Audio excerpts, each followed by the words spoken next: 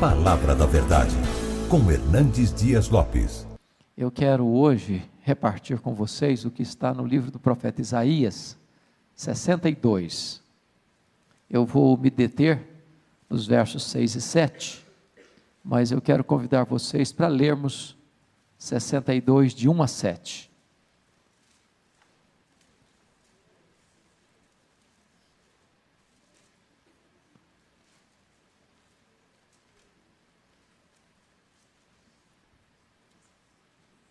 Isaías 62, de 1 a 7.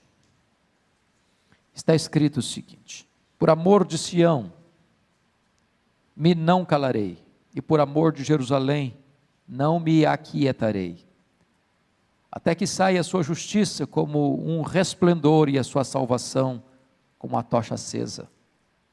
As nações verão a sua justiça, e todos os reis a tua glória. Serás chamada por um nome novo que a boca do Senhor designará. Serás uma coroa de glória na mão do Senhor, um diadema real na mão do teu Deus. Nunca mais te chamarão desamparada, nem a tua terra se denominará jamais desolada, mas chamar-te-ão minha delícia, e a tua terra desposada, porque o Senhor se delicia em ti, e a tua terra se desposará.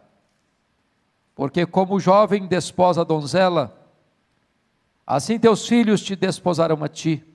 Como o noivo se alegra da noiva, assim de ti se alegrará o teu Deus. Agora vamos nos deter nos versos que vamos trabalhar hoje aqui. Versos 6 e 7. Se você tem a versão atualizada como a minha, leia comigo, por favor. Vamos juntos?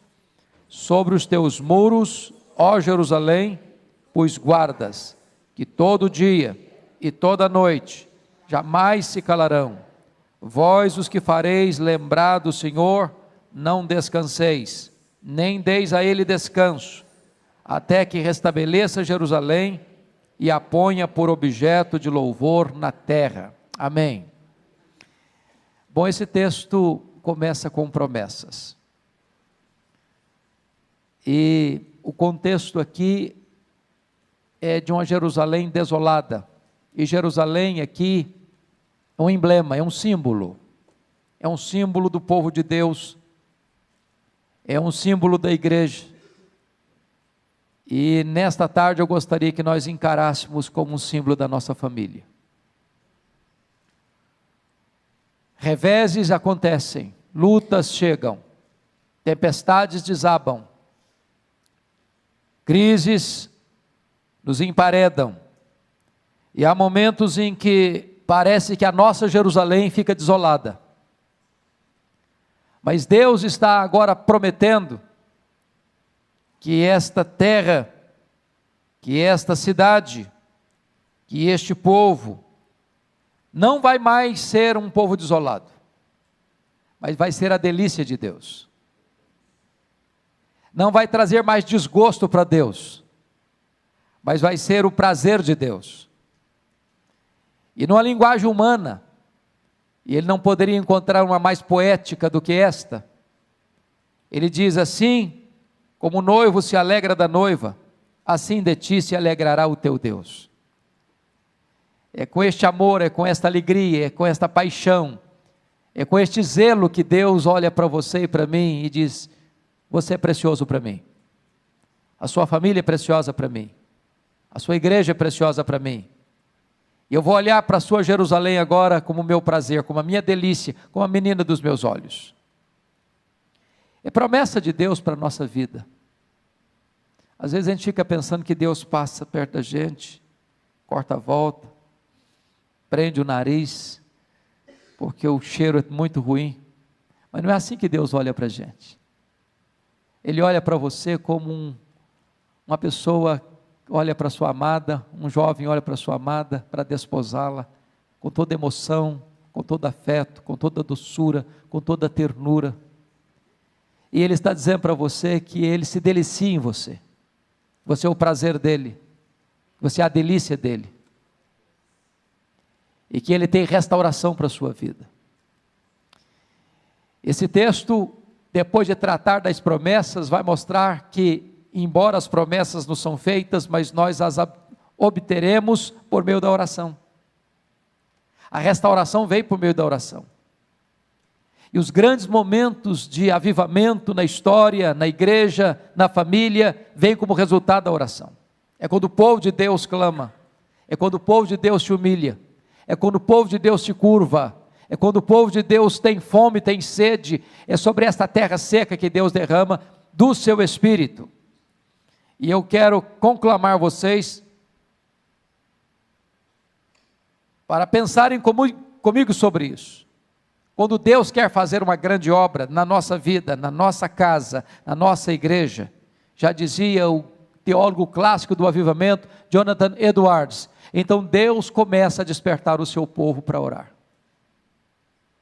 Enquanto não há despertamento para a oração, as chuvas não chegam, as torrentes não descem, o avivamento não acontece, os milagres de Deus na nossa vida, na nossa casa, na nossa igreja, não acontecem.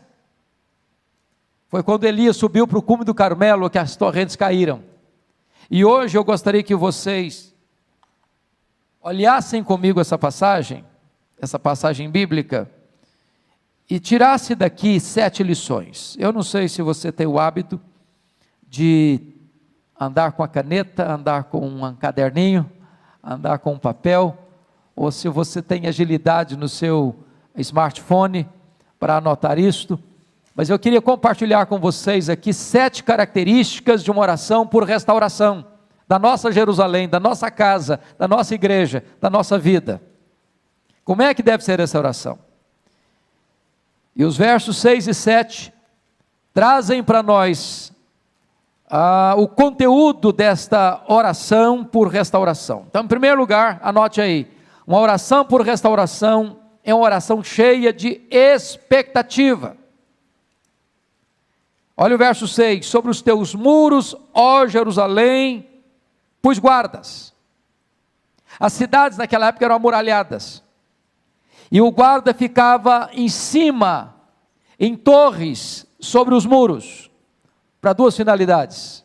Primeiro, para alertar quando um inimigo estava chegando, para botar o povo em alerta, para convocar o povo para uma batalha, para reunir as suas forças para um grande combate.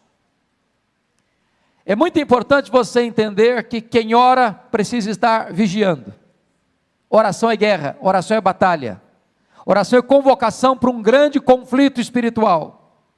E quando você se põe de joelhos, você precisa entender isso, que há uma orquestração contra a sua vida, há uma orquestração contra a sua família, há uma orquestração contra a sua igreja, e nós devemos orar como guardas em cima de um muro, de olhos abertos, vigilantes, atentos para os perigos que nos rondam e nos cercam. Mas em segundo lugar, esse guarda, ele existia lá, ele estava lá, com essa expectativa também do socorro de Deus, da ajuda de Deus. Quando você ora, você tem que ter essa expectativa, com um guarda em cima de um muro. Lembra do profeta Abacuque? Quando a situação foi tão crítica para o seu país, e diz a Bíblia que ele se colocou sobre a torre de vigia para esperar a resposta de Deus. Esse é o desafio de Deus para você e para mim, de você orar pela sua família, nessa expectativa, de que Deus vai agir, de que Deus vem ao seu encontro, de que Deus vem em seu socorro, de que Deus vai atender o seu clamor, de que Deus vai ver suas lágrimas, de que Deus vai trazer auxílio para você na sua necessidade. É com essa expectativa, é a expectativa de Jacó, que se agarra ao Senhor, e não o larga, até receber a bênção. É a expectativa do leproso que chega para Jesus e diz: Senhor, se tu quiseres, tu podes purificar-me. É a expectativa desta oração que conecta o altar com o trono, e do trono vem como grandes e poderosas intervenções de Deus na nossa vida e na nossa história. A primeira coisa, ao orarmos por nossa família, pela nossa igreja, nós precisamos orar com grande expectativa, como um guarda em cima de um muro. Segunda coisa, oração por restauração é uma oração perseverante. Olha o verso 6 ainda, que todo dia e toda noite jamais se calarão. Então não é apenas você ter expectativa, é você perseverar. O nosso problema, na verdade, irmãs, não é começar a orar, é continuar orando. Numa linguagem bem popular, dizem que nós temos muita iniciativa e pouca acabativa. Pouca acabativa. Nós perseveramos muito pouco. Nós temos dificuldade de continuar insistindo com Deus numa causa. Jesus Cristo, lá em Lucas 18, nos falou sobre a necessidade de orar sem cessar e nunca esmorecer. O apóstolo Paulo, lá em 1 Tessalonicenses 5,17, diz: orai sem cessar. Isaías está mostrando aqui para nós, que nós somos como esses guardas, que todo dia, toda noite, jamais se calam. Já pensou você, um guarda, na torre de sentinela, chegando o perigo, e ele calado? Botando em risco toda a população que estava dentro dos muros, porque não deu sinal. Oração, minhas irmãs e meus irmãos, tem que ter essa vigilância perseverante. Não dá para cochilar, não dá para retroceder, não dá para parar no meio do caminho, não dá. Por que o Pentecostes chegou? É porque Jesus Cristo disse para os seus discípulos assim: permanecei na cidade até que. E eles entraram para o cenáculo, e diz a Bíblia que todos, unânimes, oraram perseverantemente. E a Bíblia não diz que Jesus diz: olha, esperem 10 dias. Aconteceram 10 dias, mas Jesus não disse fica até 10 dias, podia ser um mês, podia ser um ano, até que. É com essa perseverança que nós devemos orar. Quantas vezes desistimos de orar por uma causa, por um filho, por uma filha, pelo casamento, pelo namoro, pelo emprego, pela igreja, pela vida espiritual, pela nossa necessidade, e às vezes desistimos no limiar da bênção, no limiar da vitória. É preciso perseverança. Querem um exemplo? Eu não sei quantas de vocês já leram o livro Reavivamento na África do Sul, mas os estudiosos dizem que aquele avivamento coreano do século passado começou com a reunião de oração meio-dia. De repente, quem liderava essa reunião, depois de um mês de oração, ele chegou para os irmãos que estavam reunidos e olha, vamos parar. Nós já oramos um mês, não aconteceu nada, então nós temos uma agenda muito intensa, temos visitas para fazer, temos pessoas para assistir, temos sermões para pregar, temos trabalho para realizar, então vamos voltar à nossa atividade normal. Aí brota de dentro do grupo que estava orando já um mês, sem ver nenhum sinal do favor de Deus, não, vamos perseverar, e foi nessa perseverança que de repente os céus se fenderam, e o Espírito Santo desceu com grande graça e poder sobre aquela igreja, e até hoje você vê os sinais deste avivamento, porque lá nenhuma igreja é organizada sem ter uma reunião diária de oração.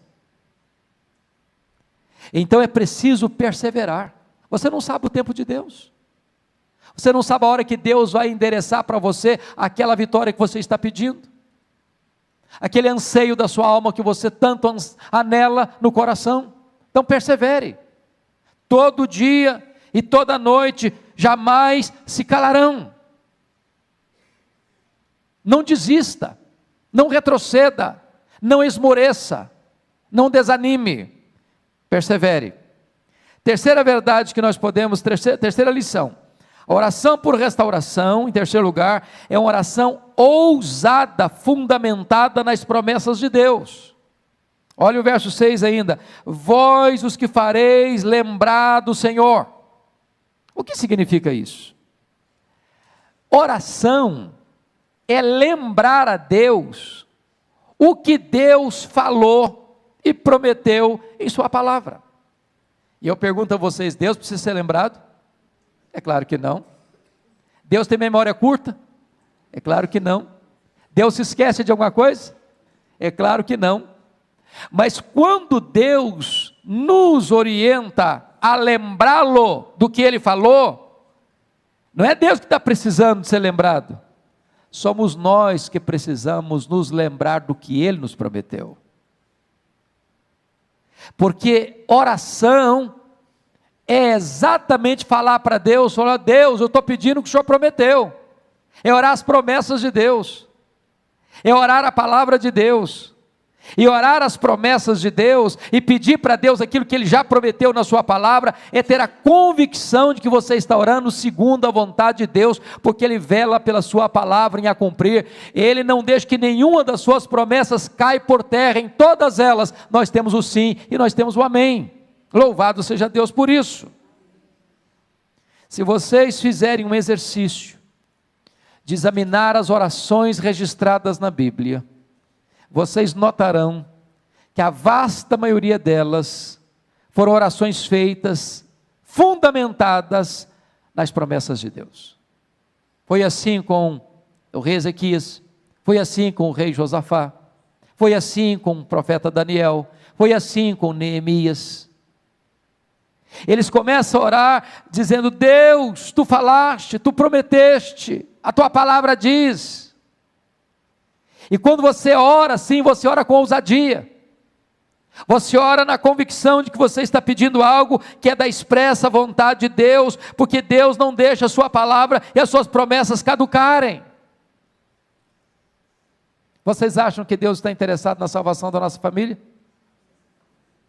Vocês acham que Deus se interessa pela salvação dos nossos filhos? Vocês acham que Deus se interessa pela harmonia do nosso casamento? Vocês acham que Deus está interessado na salvação de toda a nossa casa? Promessa dEle, nossos filhos são herança dEle,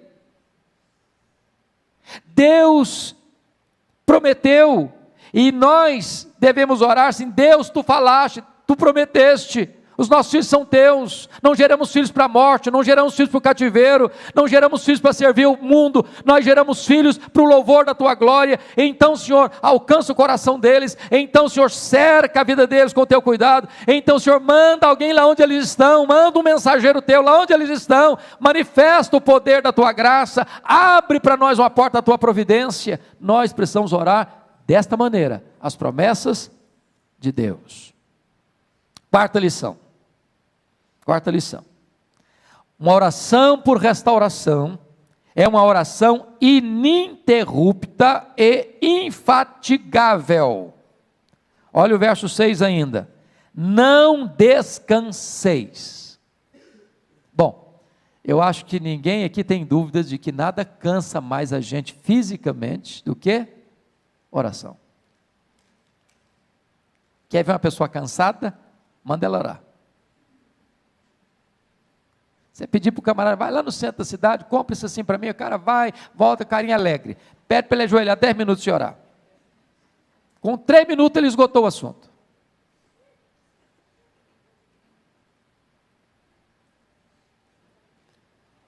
Não descansei, sabe o que significa, amadas irmãs?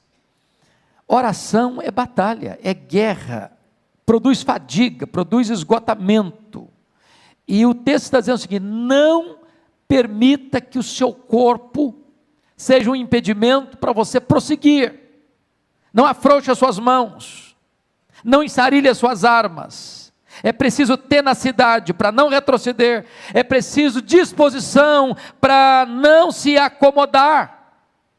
Veja comigo como é que Jesus orou no Getsemane. Quem pode dar para mim algumas características da expressão corporal de Jesus ao orar ali no Getsemane?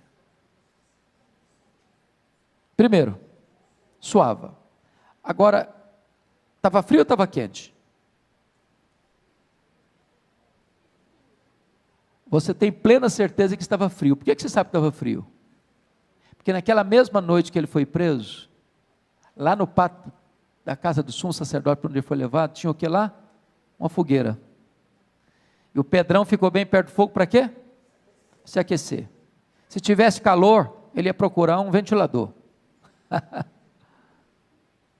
Estava frio. E ele estava suando. Segundo, ele estava chorando convulsivamente, diz Hebreus 5:7. oferecendo forte clamor e lágrimas. Terceiro, ele estava suando sangue. Às vezes, meus irmãos, a nossa oração é tão rasa, é tão superficial, é tão epidérmica, é tão vazia, que nem os lábios a gente abre. Nós não botamos o corpo, não botamos a alma, não botamos a força, não botamos energia, não botamos o nosso ser por completo nessa oração. Não descanseis. Eu fico olhando alguns exemplos bíblicos, como o exemplo de Ana. A postura da Ana de derramar a alma era tão forte que ele pensou que ela estava bêbada. E eu fico imaginando o seguinte: até que ponto nós estamos tendo esse ato físico, corporal, de gesto, de atitude na oração, que nós poderíamos dizer: eu estou derramando a minha alma. Não descansar significa que você vai perseverar nessa busca, não importa quanto tempo vai levar. Ambrósio, um dos pais da igreja, disse acerca de Mônica, mãe de Agostinho de Hipona, depois que ela orou por ele 30 anos. Ô, gente, não é brincadeira não orar por alguém 30 anos. Não é verdade? Não dá vontade de desanimar não? Falou: Deus, eu já fiz o que o senhor tinha que falar, já falei, senhor, agora é com o senhor, agora não vou falar mais não. Esgotou meu repertório. 30 anos. E Ambrósio disse: um filho de tantas lágrimas jamais poderia se perder. Não descanseis. O missionário David Brainerd, que foi chamado por Deus ainda jovem para trabalhar com os índios, peles vermelhas, antropófagos, canibais, no meio da selva, nas noites geladas, muitas vezes ele suava a camisa. E quando os índios vinham espreitar para matá-lo e comê-lo, porque eram canibais, viam-no estirado sobre a neve, chorando e clamando a Deus pela salvação deles. E ele perseverou infatigavelmente nesta oração, até que o Espírito Santo foi derramado para a salvação daqueles índios, e um grande avivamento ali aconteceu. Não descanseis. Jesus contou uma parábola interessante, de um amigo, de um homem que chegou, um amigo na casa dele, meia-noite, e era a cultura do judeu, ao hospedar alguém, ter provisão para esse alguém. É uma questão de bom senso, de fidalguia, ou de ser um bom hospedeiro. Ele não tinha pão, ele foi para cá do amigo dele pedir pão. Para mim empresta 3 pães. Falei: eu estou dormindo, cara, não vou levantar não. Não, mas eu não posso ir embora sem os pães. Não, mas eu não vou levantar agora. E o cara ficou insistindo, até que a pessoa levantou e atendeu o pedido dele. É claro que Jesus está contando essa parábola por contraste. Porque Deus não é esse Deus que está dormindo, que está com dificuldade de levantar da sua cama, que está já acomodado e não quer atender porque está tarde da noite. Não, esse Deus está pronto, o ouvido dele está aberto, a mão dele não está encolhida, o coração dele está disposto. Mas quando Deus nos faz perseverar na oração, a ponto de ser uma oração infatigável, não é porque Deus é indiferente, Ele quer tratar com a gente. É com você, é comigo que Ele quer tratar. É por isso que a Bíblia diz: não descanseis. Então você não está dispensada, você não está dispensado de continuar intercedendo pela sua família, pelos seus filhos, pelo seu marido, pela sua esposa, pela sua parentela, pela sua igreja. Persevere. Não deixe a peteca cair. Não jogue a toalha, não ensarilhe as armas. Não descanseis. Quinta lição desse texto: oração por restauração. Em quinto lugar, é uma oração importuna e ousada. Olha o verso 7. Nem deis a ele, a Deus, descanso. Essa oração aqui é muito audaciosa, não é não? Você já pensou o que é que o profeta Isaías diz para os olhos? Não dê a Deus descanso, não. Não deixa Deus cochilar, não. Continua batendo. Lutero dizia que oração é esmurrar o céu. Jesus ensinou que orar é pedir, buscar e bater.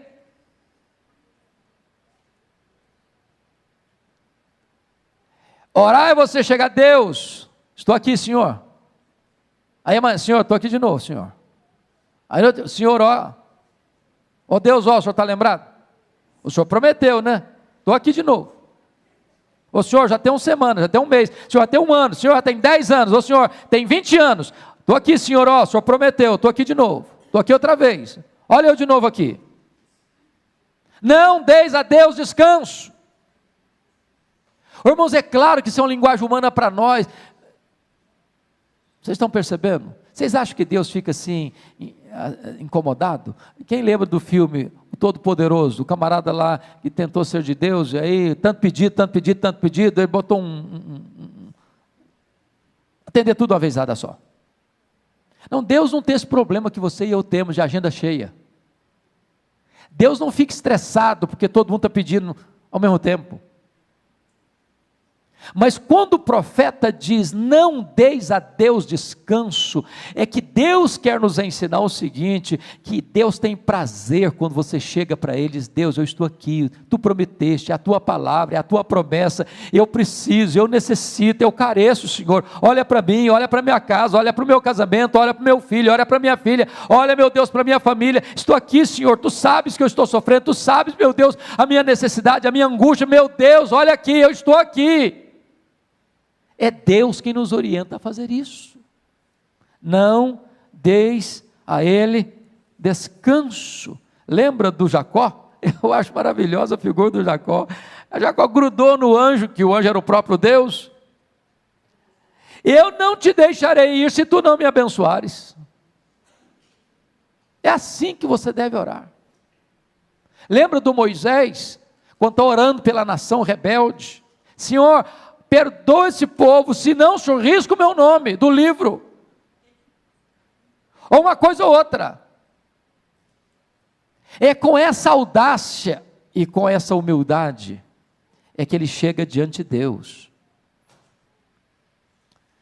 Eu fico impressionado com a oração de Abraão em favor de Ló e da família de Ló, quando a cidade de Sodoma estava sendo destruída. Você insistir com Deus, Senhor, se eu tiver lá tanta gente, e se tiver tanto, e se tiver tanto, e se tiver tanto, e se tiver tanto, e Deus, não, eu vou atender. Ele parou de orar, porque se ele tivesse continuado, Deus continua respondendo. Não deis a Deus descanso.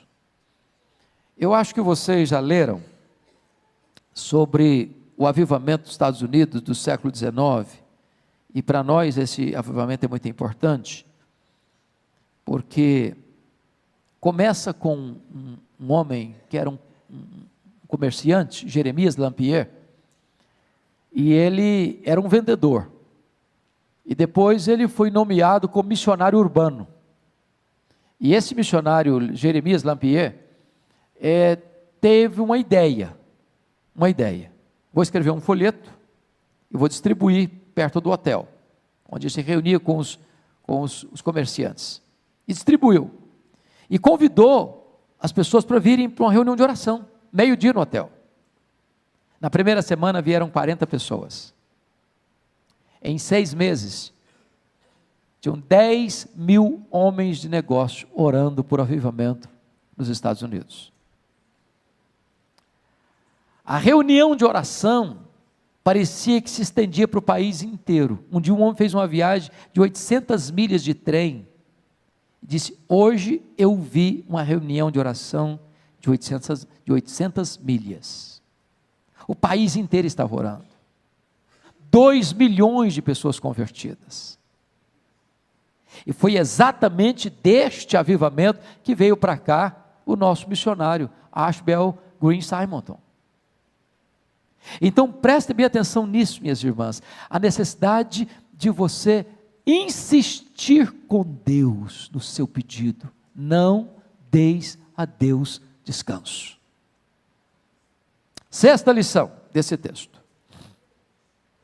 Uma oração por restauração da nossa vida, da nossa família, da nossa igreja, é uma oração que não desiste, nem abre mão da resposta. Olha o verso 7. Não deis a ele descanso até que restabeleça Jerusalém. Se você gosta de grifar na sua Bíblia, grife essa frase aí, até que.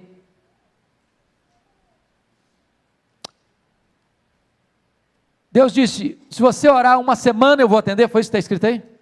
E um mês também? E um ano? E uma década? Não. Você vai insistir com Deus, não dá descanso a Deus até quando? Até que. Então você vai orar pelo seu filho, não vai? Está orando por ele. Até quando? Até que. E pelo seu marido? Até que. Pela sua casa? Até que. Você não vai desistir. Você não tem licença para desistir. Você não tem permissão para desistir. Você não abre mão da resposta. É com essa garra, é com essa determinação, é com esse entendimento espiritual, é que nós devemos orar, minhas irmãs, meus irmãos.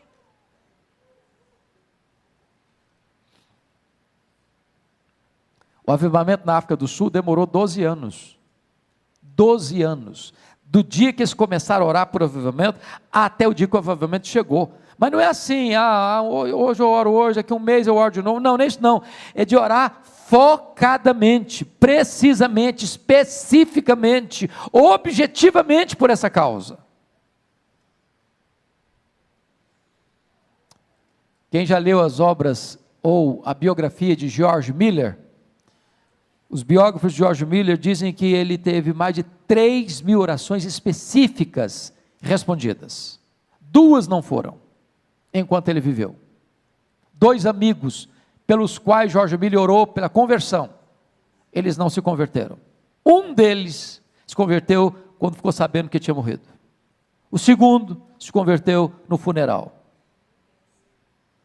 Eu não sei se você vai ver todas as suas orações respondidas em vida, mas saiba que nenhuma oração sua ficará sem resposta, ainda que você não veja. Finalmente, último lugar, 7º lugar, uma oração por restauração da nossa vida, da nossa família, da nossa igreja, é uma oração específica,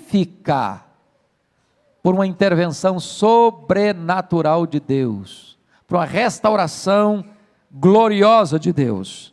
Olha aí o versículo 7, até que restabeleça Jerusalém e a ponha por objeto de louvor na terra.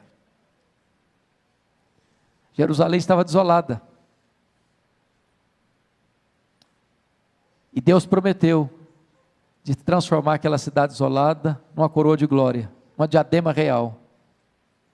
Aquela cidade que estava provocando a ira de Deus, o desgosto de Deus, seria a delícia de Deus.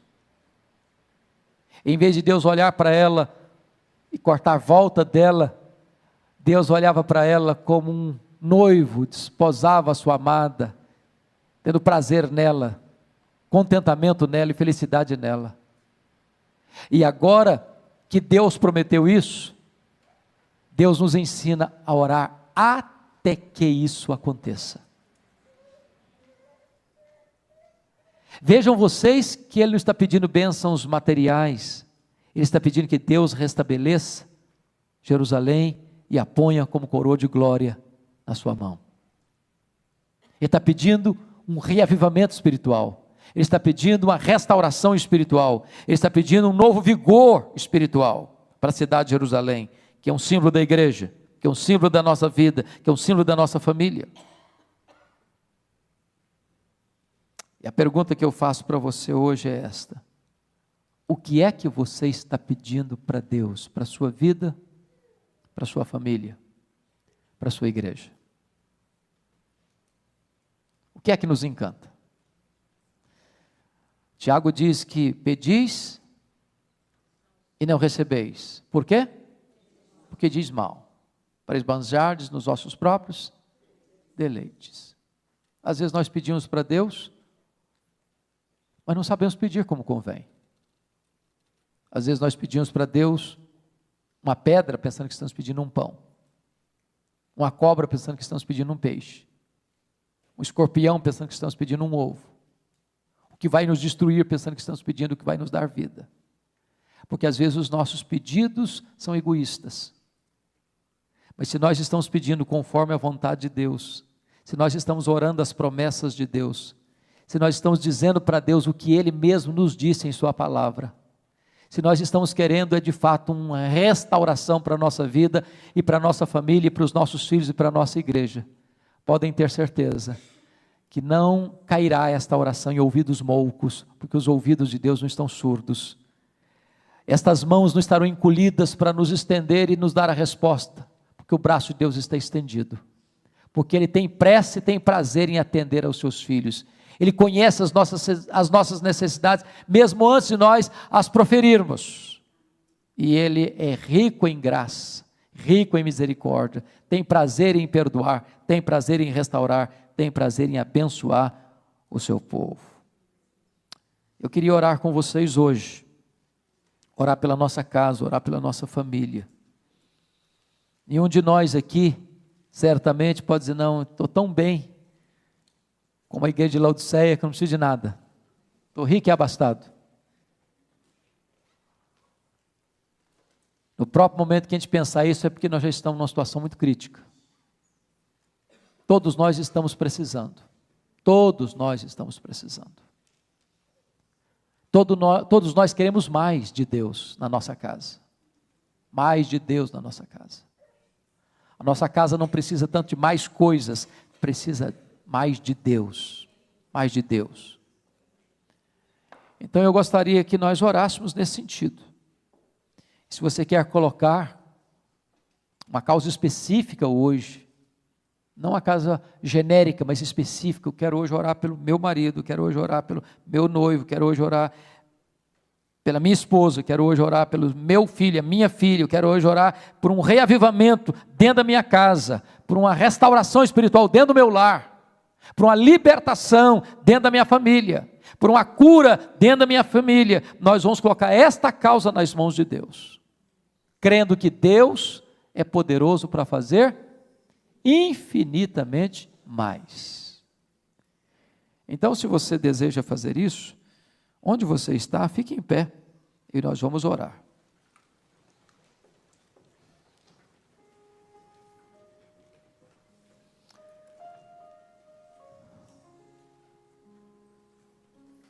Senhor Deus, Tu és maravilhoso, Tu és revestido de glória e poder, Tu és fiel a Ti mesmo, fiel à Tua própria palavra, fiel às Tuas próprias promessas. Nós estamos aqui cheios de esperança, porque a esperança que temos não emana de nós mesmos, não procede do braço da carne. A esperança que nutrimos na alma emana da Tua própria palavra, palavra viva, palavra poderosa, palavra que não pode falhar. Nós não estamos endereçando a nossa oração a um ídolo mudo, a um Deus pagão. Nós estamos nos dirigindo a Ti, Deus, Criador dos céus e da terra, aquele que tem o controle da história nas mãos, aquele que olha do céu e contempla o povo a quem Tu amaste desde a eternidade. Glória ao Teu nome, porque nós fomos amados, atraídos por Ti, transformados por Tua graça. E hoje, nesta tarde, o que nós pedimos é restauração, é um reavivamento para a nossa alma, um reavivamento para o nosso coração, para a nossa família, para a nossa casa, a nossa família, Senhor. Meu Deus, vá ao encontro do marido, vá ao encontro da esposa, vá ao encontro do filho, da filha, vá ao encontro do pai, da mãe, em nome de Jesus. Vá ao encontro do irmão, da irmã, do tio, da tia, do avô, da avó. Traz salvação para a nossa família, Senhor. Aqueles que estão cativos, liberta-os. Aqueles que estão longe, os pródigos, traz-os de volta à tua casa. Aqueles que estão desviados, toca o coração deles.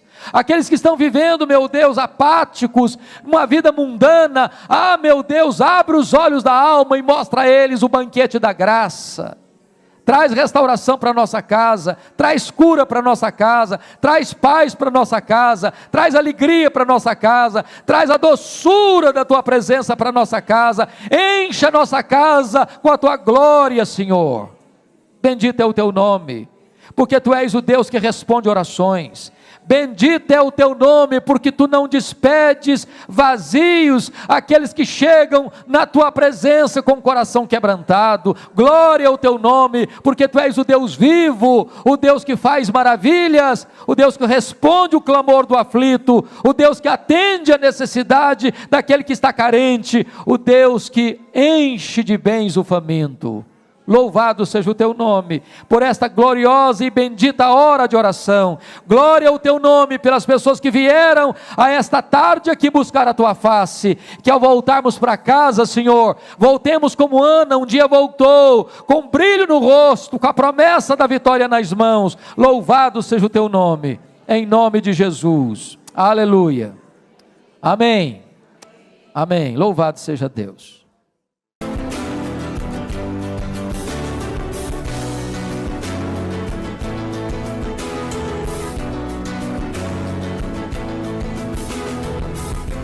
Palavra da Verdade, com Hernandes Dias Lopes.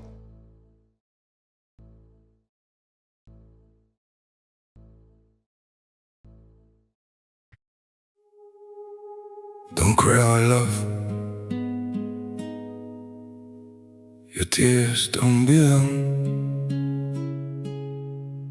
That beautiful smile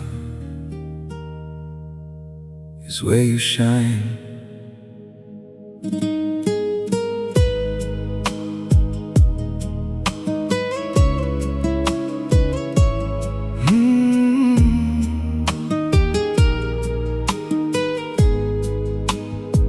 I know the night feels cold around you,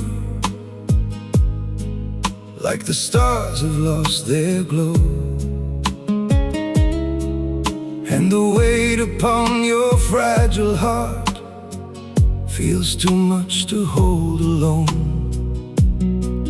But your tears were never made to fall for someone who can't see. You're far too beautiful for sorrow, so please save your smile for me. Don't cry, my love. Your tears don't suit you at all. You're much more beautiful smiling than drowning in it all. Don't cry, my love. Wipe the sadness from your eyes. The world feels brighter when you're laughing, so don't let heartbreak steal your life. Every wound will fade with time now. Every storm will lose its rain, and the pain that tries to break you won't deserve your heart again. Don't cry, my love. Your tears don't suit you at all. You're much more beautiful smiling than drowning in it all. Don't cry, my love. Wipe the sadness from your eyes. The world feels brighter when you're laughing, so don't let heartbreak steal your life. If your world feels torn apart, lean on me, I'll hold you close, until the day your gentle smile returns the way I love the most. Don't cry, my love. Your tears don't suit you at all. much more beautiful smiling than drowning in it all. Don't cry, my love, wipe the sadness from your eyes. The world feels brighter when you're laughing. So don't let heartbreak steal your light.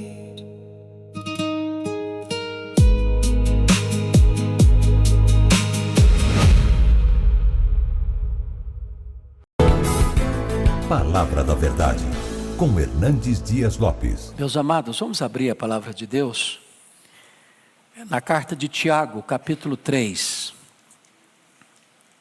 Tiago, capítulo 3.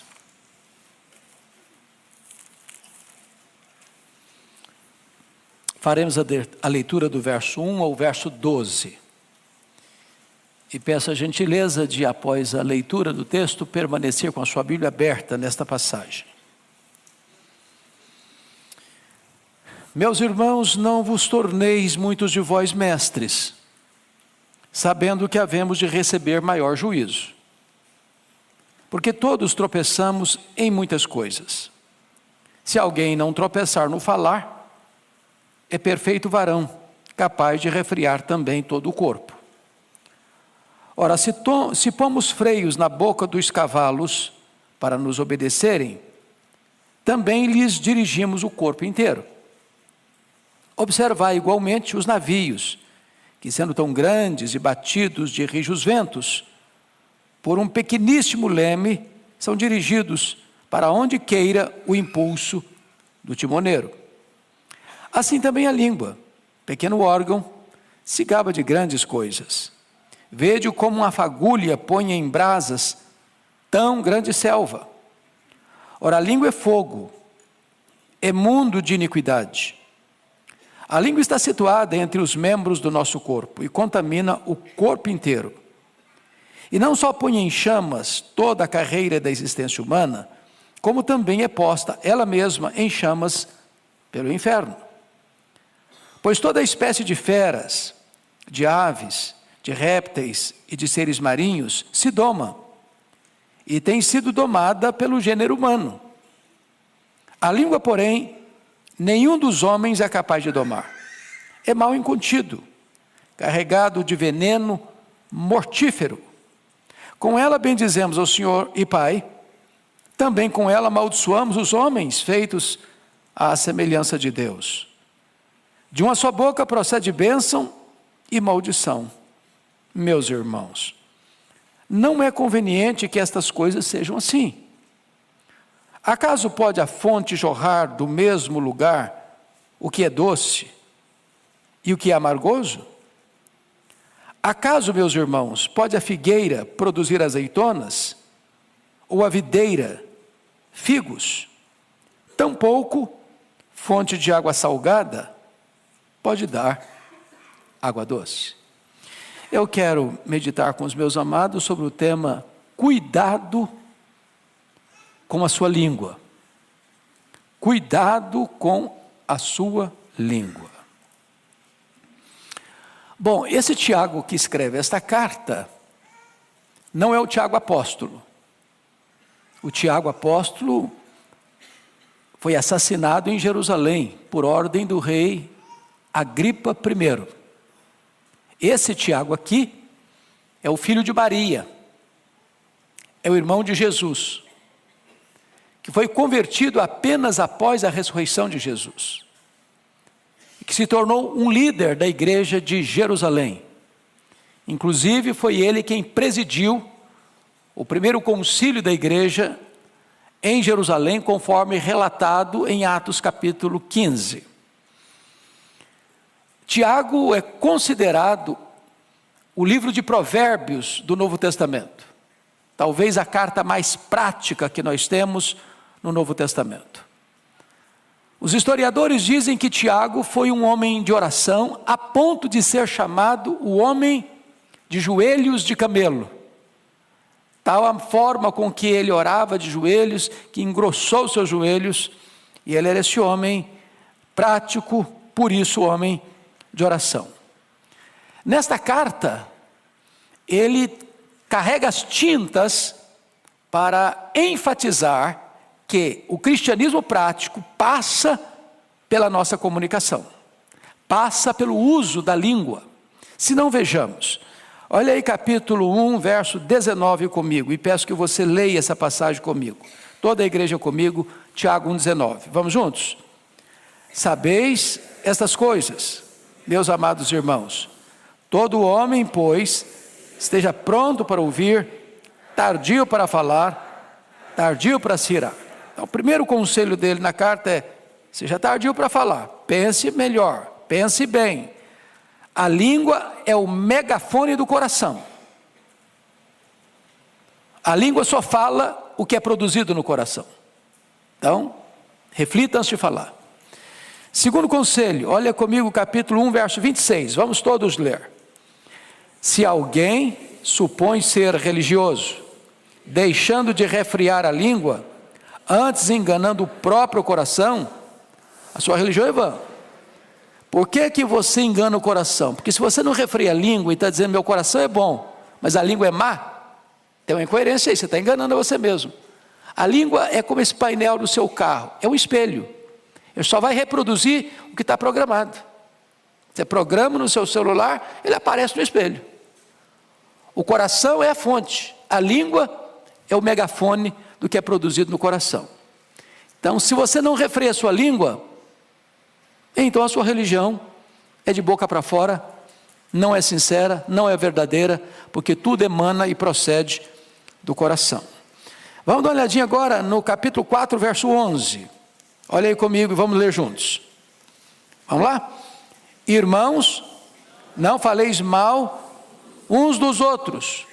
Aquele que fala mal do irmão, ou julga seu irmão, fala mal da lei, e julga a lei. Ora, se julgas a lei, não és observador da lei, mas juiz. Então, preste atenção. Sobretudo nesse tempo de tanta polarização política, ou de tantas tensões no Brasil, às vezes nós corremos o risco de sermos colhidos falando mal. E às vezes falando mal de irmão.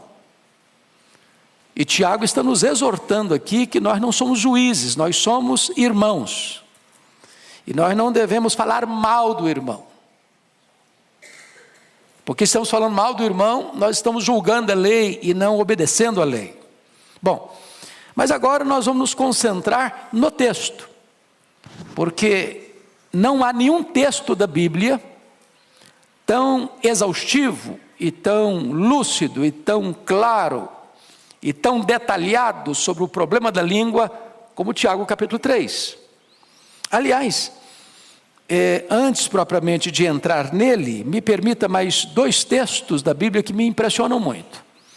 O primeiro deles é Provérbios 18, 21, quando diz que a morte e a vida estão no poder da língua.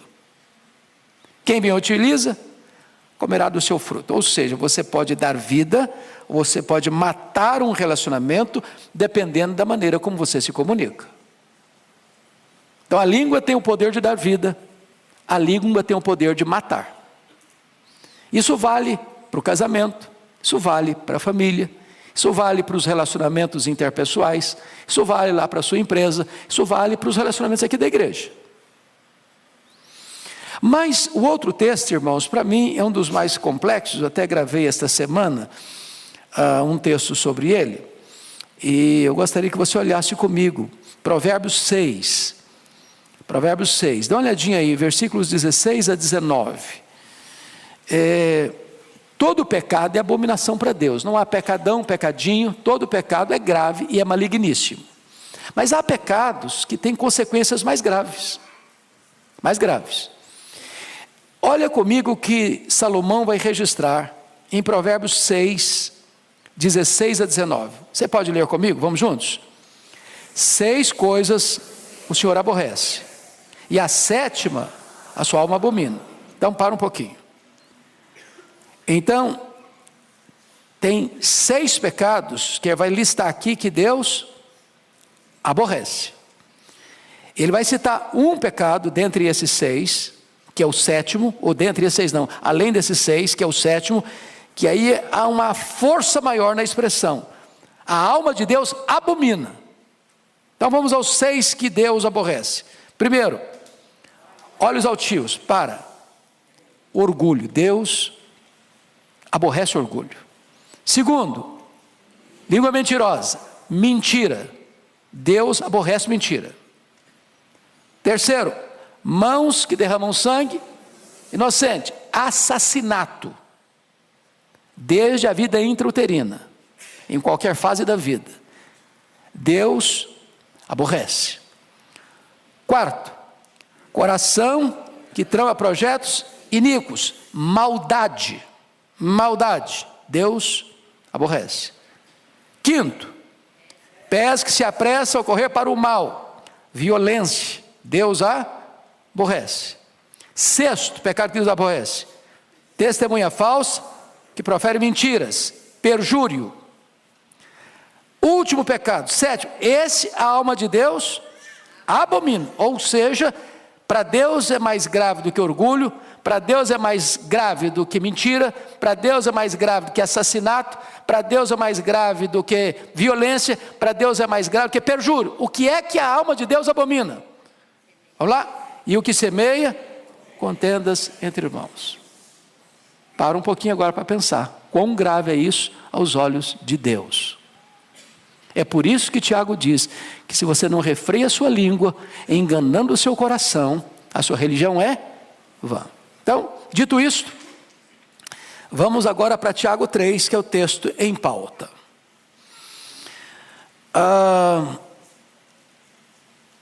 Começando com o verso 1, ele se dirige à igreja assim: meus irmãos. Quem são os meus irmãos? Capítulo 1, versículo 1, ele está se dirigindo às 12 tribos que se encontram na dispersão. Então é gente que está passando por lutas na vida. Quando você está passando por lutas na vida, sobretudo injustiça, porque dispersão significa que o cara teve a sua casa saqueada, seus bens sequestrados, ele está perambulando pelo mundo, ele está passando uma situação difícil, e ele então se dirigia a essa comunidade, diz: meus irmãos, não vos torneis muitos de vós mestres, sabendo que havemos de receber maior juízo. O que ele está dizendo? Que se você ocupa uma posição de destaque, de liderança, a régua vai ficar lá em cima. Quanto mais conhecimento, quanto mais responsabilidade, quanto mais liderança você exerce, maior é o grau de responsabilidade que vai se requerer de você, no trato da sua comunicação. Então o fato de você ser um líder não isenta você de responsabilidade, ao contrário, aumenta a sua responsabilidade na comunicação. Vamos ao verso 2, leia comigo o verso 2. Porque todos tropeçamos em muitas coisas. Se alguém não tropeça no falar, é perfeito varão, capaz de refrear também todo o corpo. Primeiro, Tiago está admitindo aqui que não tem ninguém que sobra, que fica como exceção no critério de não pecar, de não tropeçar. Ele diz todos. Então, o líder e o liderado, o maduro na fé e o neófito, todos tropeçamos. E ele diz em algumas coisas? Não, todos tropeçamos em muitas coisas. Então baixa a bola, porque nós não estamos aí com esse performance todo, não. Todos tropeçamos em muitas coisas. Ele está usando o todo para certamente enfatizar um aspecto específico. O maior obstáculo onde mais tropeçamos na vida é na nossa língua. Ela é tão comprida que ela serve de laço para os nossos pés. E agora, depois que ele trata disso, é como se ele mostrasse para nós duas figuras. Alguém já disse e eu concordo. A língua ou a palavra falada é como uma flecha que você lança. Depois que você a lançou, você não a recolhe mais. Falou, não dá para engolir mais essa palavra que você falou. Ela vai atingir, vai ferir, vai machucar alguém. Segunda figura. A língua é como você subir no alto de uma montanha e solta um saco de penas. Não dá para recolhê-las todas mais. Então, notinha de rodapé e conselho. Não discuta em mídias sociais. Isso é soltar um saco de penas. Não adianta depois, mas eu vou ter direito de resposta.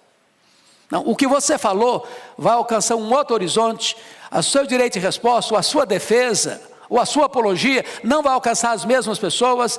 Então, cuidado, prudência, porque falou, não dá para recolher todas as palavras mais. Bom, dito isto, então agora vamos observar algumas coisas interessantes. Ele vai usar aqui 6 figuras sobre a língua: a figura do freio, a figura do leme, a figura do fogo, a figura do veneno, a figura da fonte e a figura das árvores frutíferas. São 6 metáforas que ele vai usar, instrutivas. Tiago é prático, Tiago é o Provérbios do Novo Testamento, e ele quer tornar esse assunto tão pedagógico, tão fácil de entendimento, que a melhor maneira de você ilustrar, ou orientar, ou clarear um conceito, é dando exemplo, usando figuras, imagens. Uma imagem ou um símbolo vale mais do que 1000 palavras. Então, notem comigo, por favor, versos 3 e 4. Vamos ler esses 2 versos juntos. Vamos lá? Ora, se pomos freio na boca dos cavalos para nos obedecer, também lhes dirigimos o corpo inteiro. Observai igualmente os navios, que sendo tão grandes e batidos de rijos ventos por um pequeníssimo leme, são dirigidos por onde quer o impulso do timoneiro. Então, quais são as 2 figuras que ele usa aqui? A figura do freio e a figura do leme. Eu não sei quantos aqui tiveram o privilégio, como eu, de nascer na roça, porque nascer na roça é um privilégio, sabia? É um privilégio, você tem conhecimento dos 2 lados da vida. E você já viu um potro, um cavalo jovem, com força? Ele é selvagem, ele não é dominado, não se pode montar nele, a não ser um profissional. Por quê? Porque ele tem força, e a força dele não está o quê? Domesticada. E ele é um risco, ele é uma ameaça, ele é um perigo. Ele vai usar a força dele para ferir você, para derrubar você, para machucar você. Mas acontece que tem profissionais, são os domadores, e botam um freio na boca dele. Daqui a pouquinho ele é domesticado. Uma criança pode subir nesse cavalo, ele tem a mesma força, ele tem o mesmo potencial, ele tem a mesma capacidade, mas agora ele obedece comando. Então, assim como o freio controla um cavalo que tem toda a força, mas não usa essa força para destruição, mas para o serviço, a língua, sendo um pequeno órgão no corpo, vai controlar você, para você não ser intempestivo, para você não ser destemperado, para você não trazer tragédias na hora de comunicar-se, mas ser o quê? Disciplinado. Segunda figura, um navio. Navio é grande, carrega muita carga, transporta muita gente, singra as águas dos oceanos mais profundos, suporta rajadas de ventos violentas. Mas esse navio tão grande é dirigido por um pequeno leme, e o timoneiro está lá no leme e vai guiando o navio para que ele não se arrebente nos rochedos, para que ele não passe perto dos icebergs e rasgue o casco e chegue ao naufrágio. Esse pequeno leme na mão do timoneiro é que vai conduzir o navio para onde o timoneiro quer, um lugar seguro, para sair e chegar em segurança. O que ele está dizendo?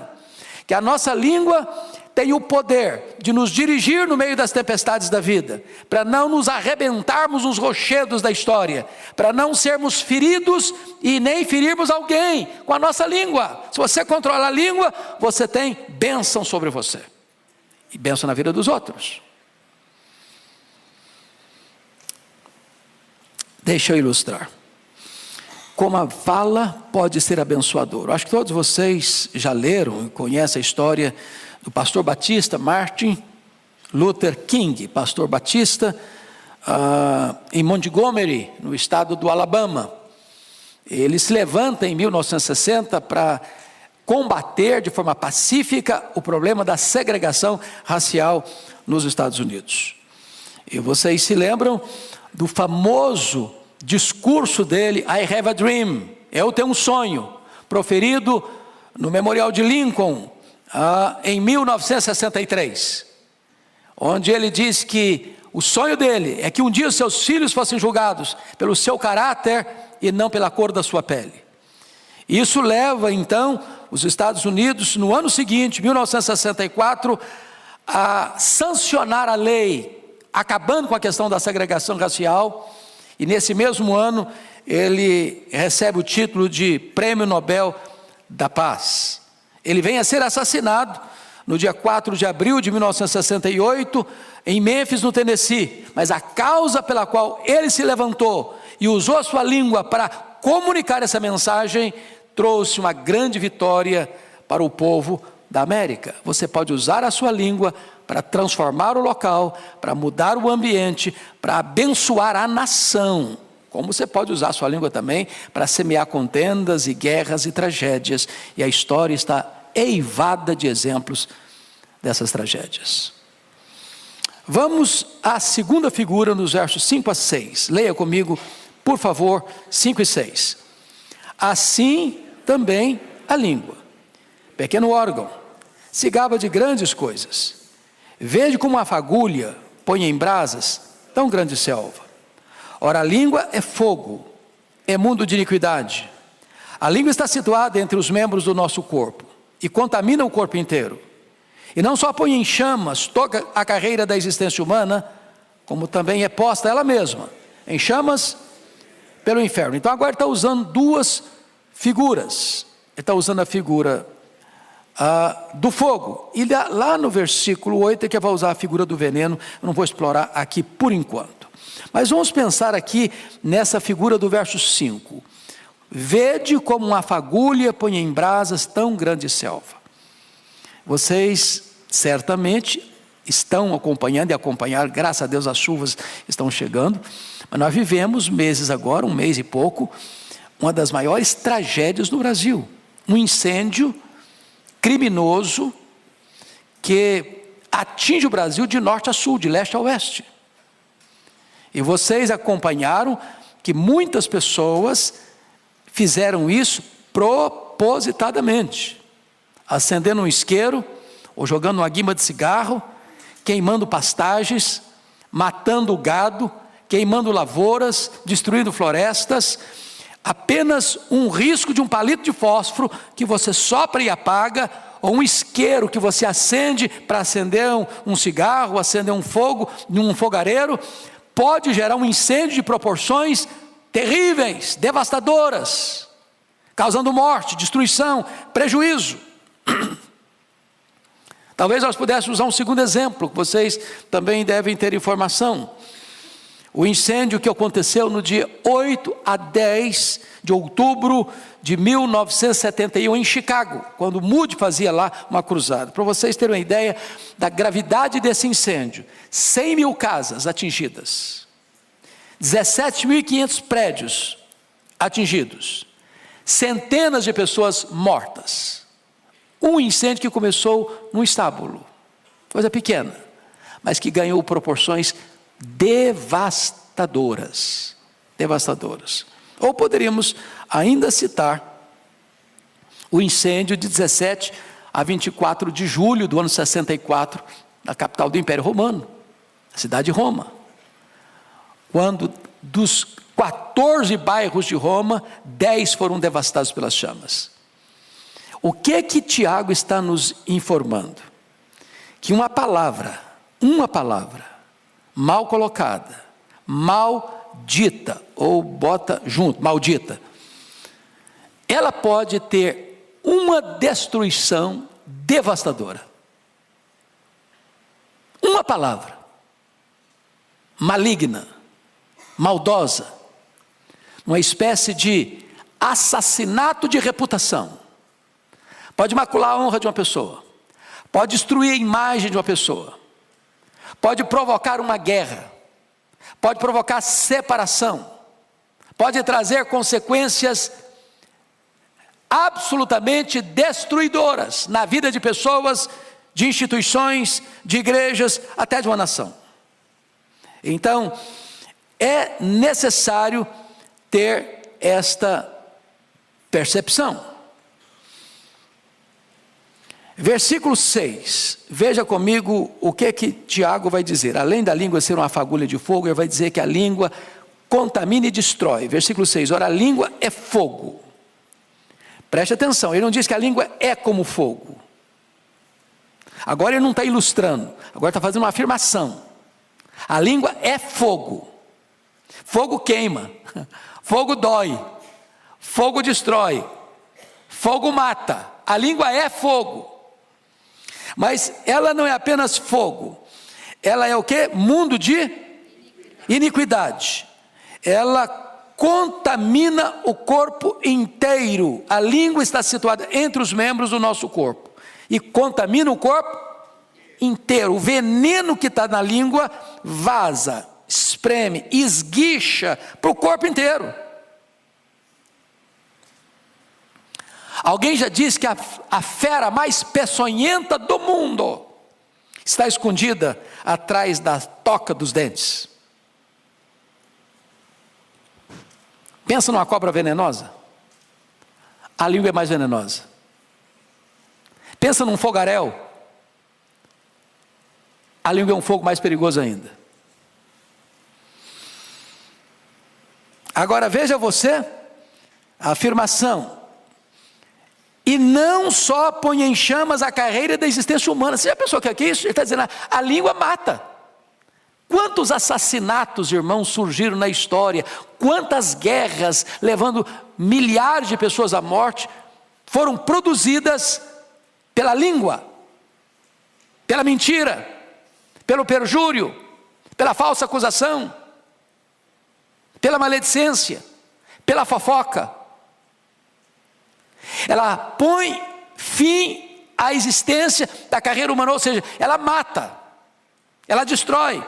Agora o que vai acontecer com ela? Versículo 6, como também é posta ela mesma em chamas pelo inferno, ou seja, ela condena ao inferno a própria pessoa que fala. A pessoa que fala é um instrumento do inimigo, e ela arrasta a própria pessoa para a destruição do inferno. Então, ela contamina e destrói. Então, ela é fogo, é uma fagulha pequena que incendeia uma selva, ela contamina e destrói. Terceiro lugar, a língua é indomável. Vamos ao verso 7 e 8, leia comigo por favor. Pois toda espécie de feras, de aves, de répteis, de seres marinhos, se doma, tem sido domada pelo gênero humano. A língua, porém, nenhum dos homens é capaz de domar. É mal incontido, carregado de veneno mortífero. Vamos pegar só até impossível de domar. Então, ele está usando aqui uma possibilidade, um fato, uma realidade. Deus criou o homem, colocou o homem no jardim, deu ao homem a capacidade de dar nome aos animais e mais, de dominar sobre as aves dos céus, sobre os animais da terra e sobre os peixes do mar. Ou seja, o homem recebe o poder de Deus para domesticar e dominar os animais voláteis, os animais terrestres e os animais aquáticos. O homem tem esse poder e de fato o homem tem exercido esse papel. Ele doma mesmo as aves dos céus, os animais da terra e os peixes do mar. O homem tem essa habilidade, essa gestão, esse governo concedido pelo próprio Deus. Agora, depois de fazer essa declaração tão ampla, ele diz assim: a língua, porém, nenhum dos homens é capaz de domar. Quantos homens não conseguem domar a língua? Quantos? Nenhum. Então baixa a bola de novo. Nenhuma pessoa nesse auditório, nem nas milhares de pessoas que estão nos assistindo, pode cruzar os braços. Isso aí não tem nada a ver comigo. Eu sou um perfeito varão que nunca tropecei na minha língua. Quem de nós ousa dizer que nunca errou?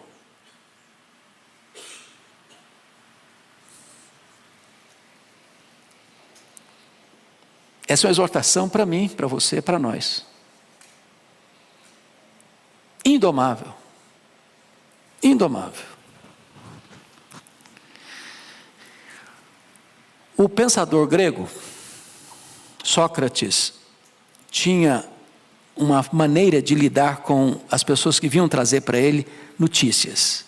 Nós temos que tomar muito cuidado com as pessoas que vêm trazer notícias, porque elas querem nos informar, mas na informação vem uma dose de veneno.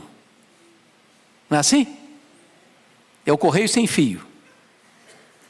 E às vezes é o pecado que a alma de Deus mais abomina, é quem semeia contenda entre irmãos. E às vezes essa piedosa informação acontece até na reunião de oração, sabia? Tem que orar pelo fulano. O fulano está encrencado. Aí conta a história do fulano. Arrebenta com o fulano. Destrói a reputação dele. Joga farinha no ventilador, para depois dizer que está pedindo oração. Cuidado, cuidado, muito cuidado. Então, o Sócrates diz o seguinte: quando alguém chegava com um comentário para ele, falou que tinha que passar por 3 peneiras.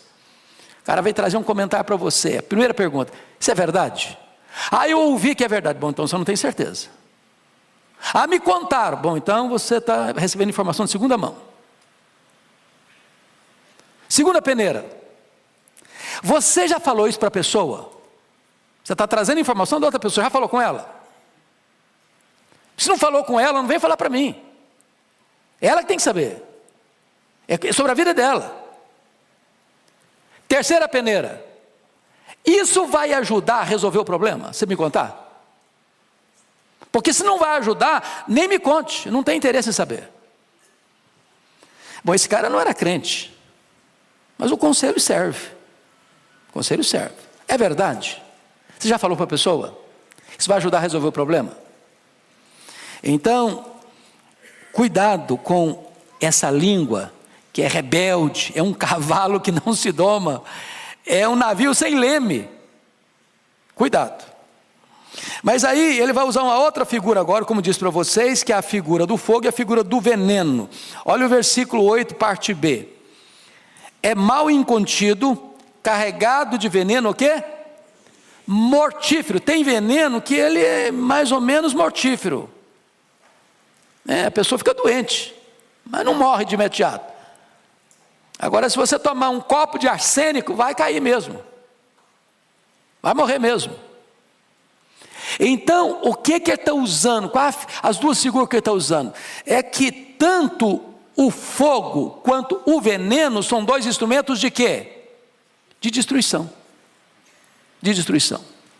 E ele está usando essas duas figuras para dizer para você que a língua tem esse poder destrutivo. Uma pequena dose mata e destrói. Mas ele vai usar uma quinta figura aqui ainda. Versículo 9 e 10. A língua é incoerente. Leia comigo o versículo 9 e 10. Vamos lá? Com ela bendizemos ao Senhor e Pai. Também com ela amaldiçoamos os homens, feitos à semelhança de Deus. De uma só boca procede bênção e maldição. Meus irmãos, não é conveniente que essas coisas sejam assim. Então, ele está usando aqui 2 realidades e dando um conselho. Quais são as 2 realidades? É que a língua é incoerente. Como assim incoerente? Com ela nós bendizemos a Deus. Aqui no culto público. Ali no pátio. Ali embaixo, a gente já fala mal do irmão.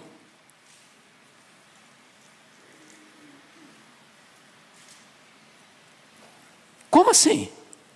A mesma língua? Que acabou de bendizer a Deus, está amaldiçoando alguém que foi feito à imagem de Deus? Olha a incoerência. Eles dizem, uma mesma língua procede bênção e maldição. Eu abençoo e eu amaldiçoo, com a mesma língua. Incoerente, inconsistência. Agora, isso é a realidade, mas não é o conveniente. Ele exorta. E qual é a exortação dele? Meus irmãos, ele está fazendo um apelo para os irmãos. Veja que ele não está falando para os ímpios, ele não está falando para os pagãos. Ele não está falando para a gente não convertida. Ele está falando para a gente que nasceu de novo. Meus irmãos, isso não é conveniente. Não é porque as coisas acontecem que você agora, não, mas é isso mesmo, nós somos todo mundo fraco mesmo, nós somos tudo pecador mesmo, então deixa eu soltar a língua, deixa eu soltar mesmo o verbo, deixa eu falar o que eu quiser falar, e ninguém tem nada a ver com isso. Tem sim. Tem sim. Aquele que não refreia a sua língua, enganando o próprio coração, a sua religião é o quê? Vã.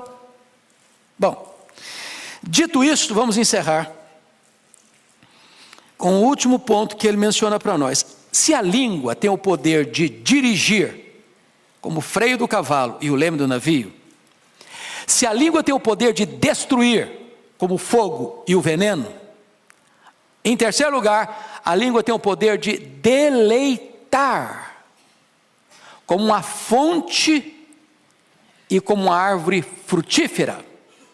Essa é a linguagem dele dos versos 11 e 12. Leia comigo, toda a igreja. Acaso pode a fonte jorrar do mesmo lugar o que é doce e o que é amargo?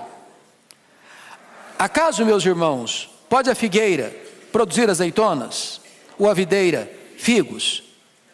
Tampouco fonte de água salgada poderá água doce. Ele está, de certa forma, só mudando as figuras para mostrar novamente a incoerência da língua. Perceberam? Ele está usando uma outra imagem agora. Outra imagem. Agora não é bem dizer e falar mal do irmão, nem abençoar e maldizer. Ele está usando agora uma linguagem da agricultura, do campo. Então ele está falando de uma fonte. Uma fonte é o lugar de você se dessedentar, sobretudo no Oriente, onde isso era raro. Então você chega e vê uma fonte e você bebe. Vocês se lembram, quando o povo saiu do Israel, chegou no deserto e viram água e foram todos beber com muita gana, e quando beberam, o que estava acontecendo? A água era amarga, não dá para beber. Então você tem fonte de água doce e tem fonte de água salobra. Agora você nunca vai ver uma fonte produzir água doce e daqui a pouquinho água salobra ao mesmo tempo. Se é água doce, é água doce. Se é água salobra, é água salobra. O problema é que a língua é tão complexa, que às vezes dessa mesma fonte sai água doce, dessa mesma fonte sai água salgada. A mesma língua que abençoa, amaldiçoa. A mesma língua que glorifica a Deus, fala mal do irmão. Aí vai usar outra figura, a figura da árvore. Ele diz assim, versículo 12: acaso, meus irmãos, pode a figueira produzir azeitonas? A figueira produz o quê? Figo. Azeitona, a videira produz o quê? Uva. É isso mesmo que eu falei? Eu me confundi. Vamos de novo. Acaso, meus irmãos, pode a figueira produzir azeitona? Então figueira produz o quê? Figo. O que produz azeitona? Oliveira. A videira produz o quê? Uva. Ela não produz o quê? Figo. O que produz figo? Figueira. O que ele está dizendo? A fonte produz aquilo que é da natureza dela produzir. Ela é fonte doce ou salgada? A árvore produz segundo a sua espécie. Você não vai colher azeitona de figueira. Você não vai colher uva de oliveira. Então, se cada árvore produz o seu fruto de acordo com a sua espécie, o que nós fomos? Regenerados. Nós somos coparticipantes da natureza divina. Nós temos agora um novo coração, uma nova mente, uma nova vida, pertencemos a uma nova família, uma nova pátria, somos o povo de Deus. E aí ele está concluindo dizendo o seguinte: assim como é incoerente com a mesma boca você exaltar a Deus e falar mal do irmão, com a mesma boca você abençoar e amaldiçoar, assim como é incoerente, ele diz, uma figueira produzir azeitona e uma videira produzir figo, porque foge a natureza da árvore, também ele diz assim, tampouco fonte de água salgada pode dar água doce. Ele encerra não favorecendo a ideia de que vamos continuar sendo incoerentes. Ele encerra dizendo, não é conveniente, gente, não é conveniente. Então, que Deus tenha misericórdia de nós, né? Que Deus tenha misericórdia de nós. Talvez nós pudéssemos dizer como Davi, que as palavras dos meus lábios, o meditar do meu coração, sejam agradáveis na tua presença. Você pode abençoar, você pode ter uma palavra terapêutica, as pessoas podem sair de perto de você mais animadas com a vida, mais encorajadas a viver, você pode ter na sua língua a medicina e não o veneno, você pode ser um construtor de pontes, não um cavador de abismos, você pode ser um ministro da reconciliação e um pacificador e não um gerador de conflitos e contendas. Que Deus nos ajude. Amém.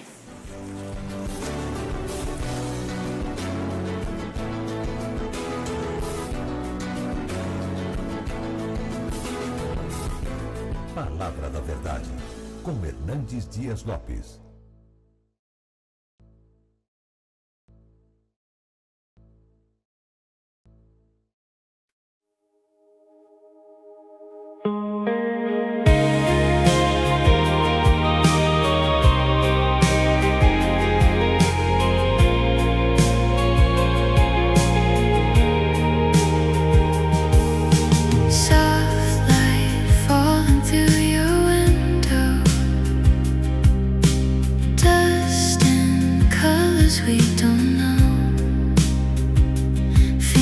Tracing faded lines of old dreams we left behind.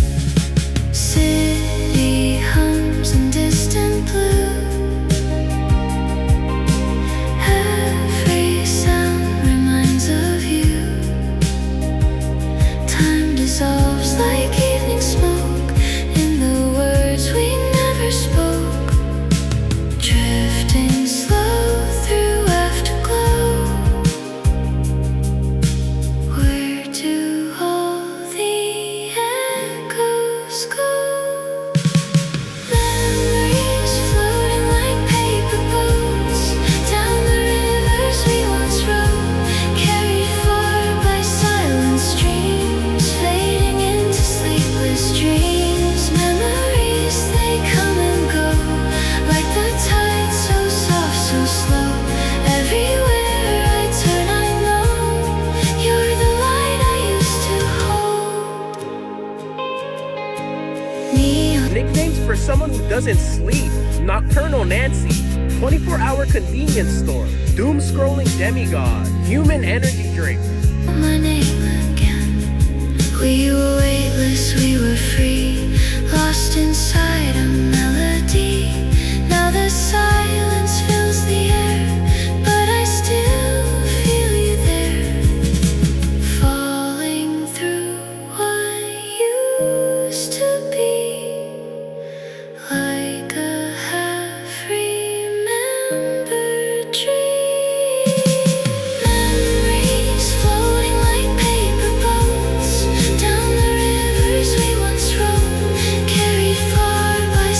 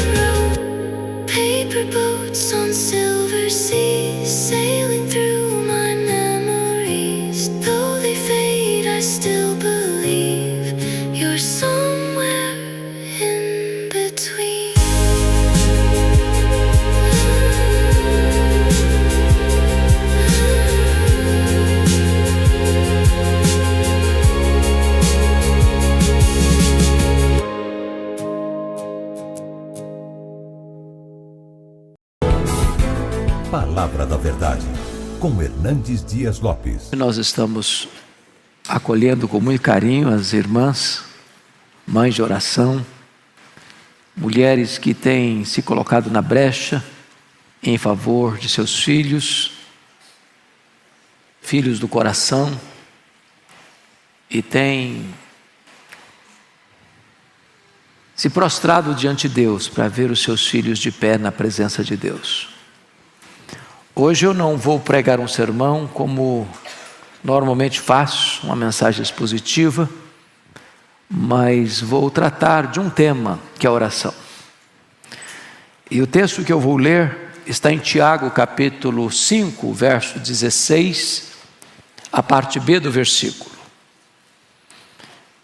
E esse texto é uma referência à necessidade de orarmos uns pelos outros, e depois exemplificado pela vida de oração do profeta Elias.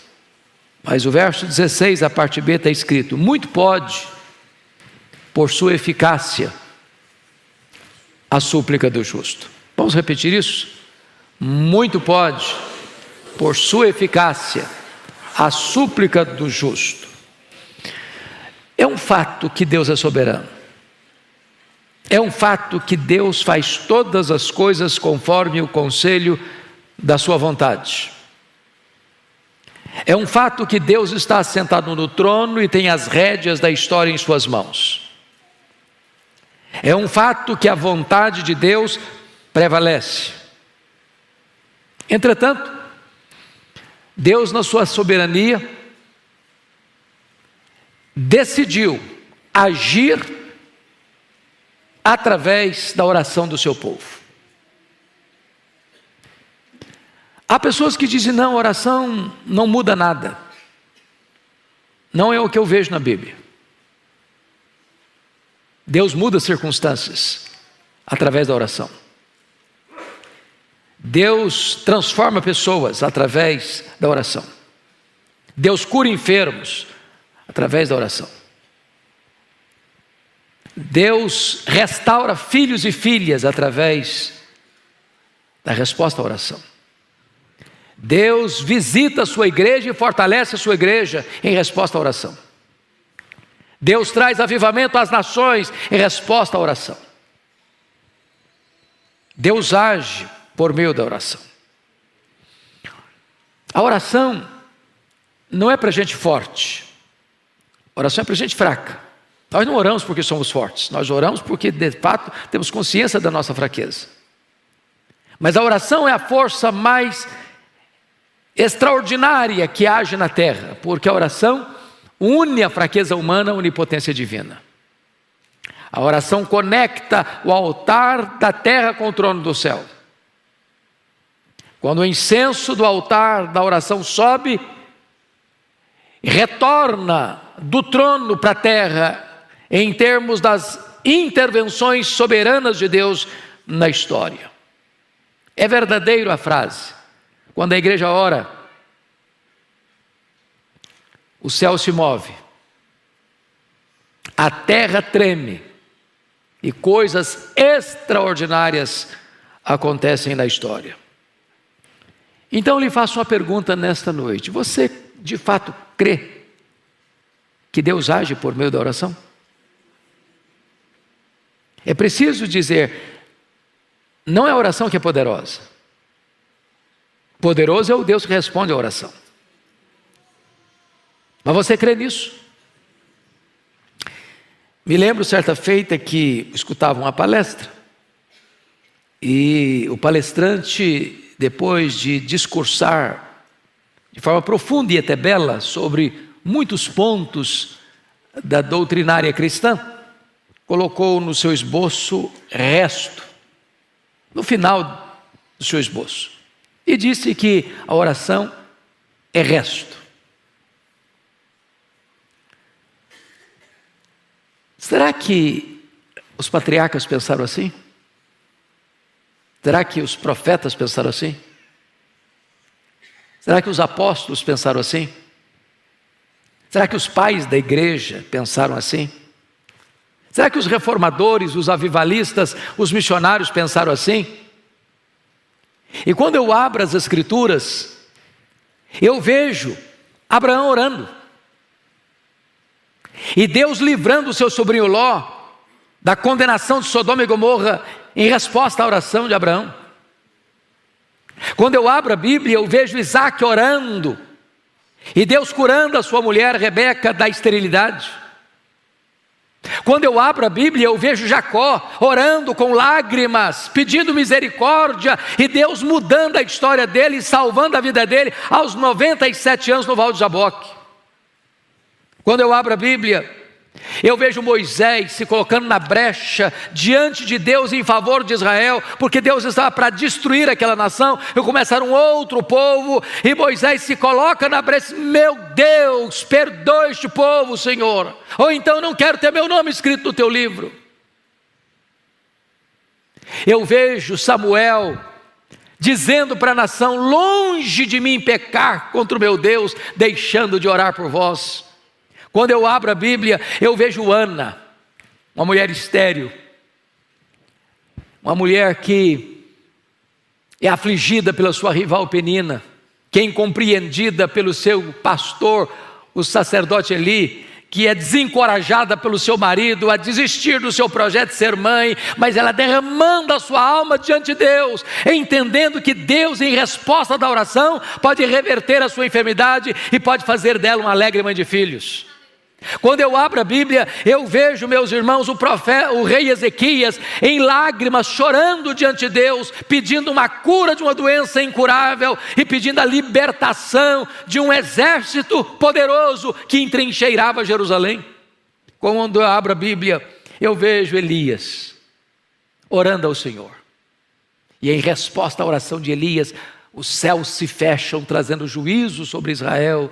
Eu vejo Elias orando e Deus ressuscitando o filho de uma viúva. Eu vejo Elias orando e Deus mandando fogo do céu, provando que só Ele é Deus. Eu vejo Elias orando e as torrentes caindo na terra, restaurando aquela nação.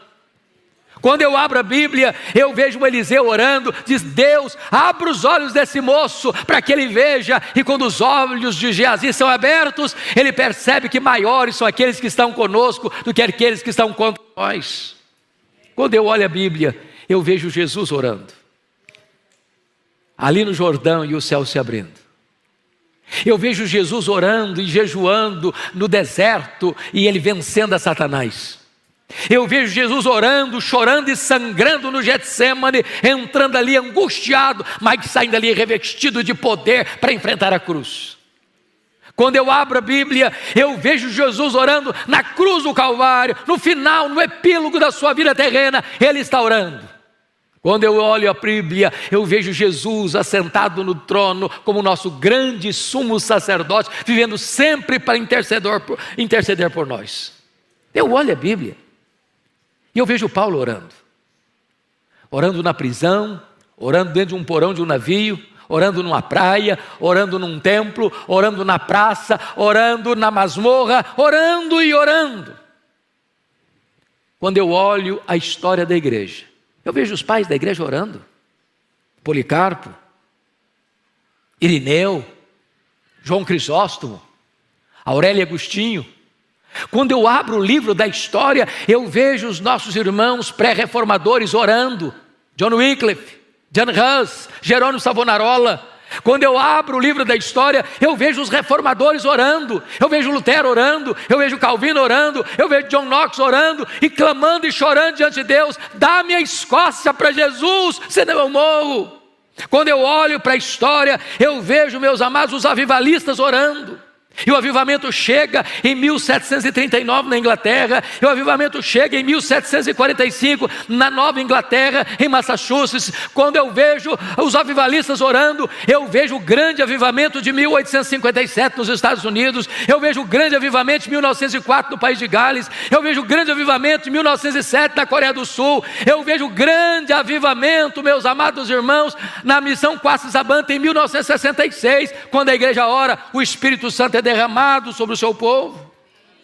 Quando eu abro o livro da história, eu vejo os missionários orando: William Carey, Hudson Taylor, eu vejo David Brainerd, Eu vejo Carlos Studd, eu vejo John Hyde orando, e orando, e orando.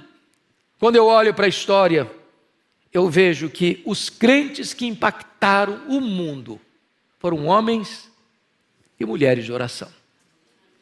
E eu gostaria que hoje você pudesse parar, pensar um pouco comigo. Por que nós precisamos de orar hoje?